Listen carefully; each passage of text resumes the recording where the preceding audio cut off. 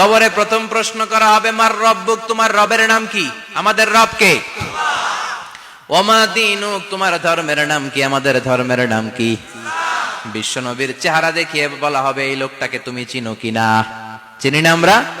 চাঁদের চেয়ে সুন্দর তুমি, নবী আমার কমলিহি ওয়ালা, দু জাহানের বাদশা তুমি, প্যারা নবী সাল্লাল্লাহু আলা, দু জাহানের বাদশা তুমি, প্যারা নবী সাল্লাল্লাহু আলা, চাঁদের চেয়ে সুন্দর তুমি, নবী আমার কমলিহি ওয়ালা। সুবহানাল্লাহ পড়ে।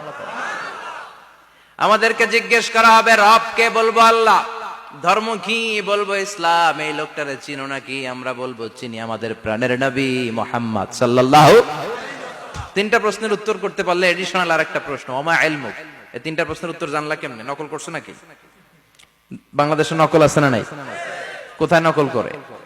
হ্যাঁ, কিছু লিজেন্ড আছে দেখি, একেবারে জামার ভিতরে নকল, টুপির ভিতরে নকল, স্কেলের ভিতরে নকল, মৌজার ভিতরেও নকল।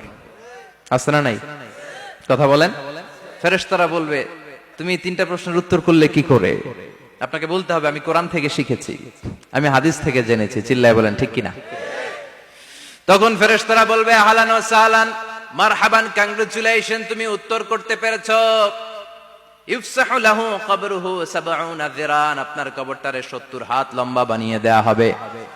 ইফতাহু লাহু বাবুন ইলাল জান্নাহ, জান্নাতের দিকে দরজা করে দেয়া হবে। ইউলবাসু মিন লিবাসিল জান্নাহ, জান্নাতের পোশাক পরিয়ে দেয়া হবে।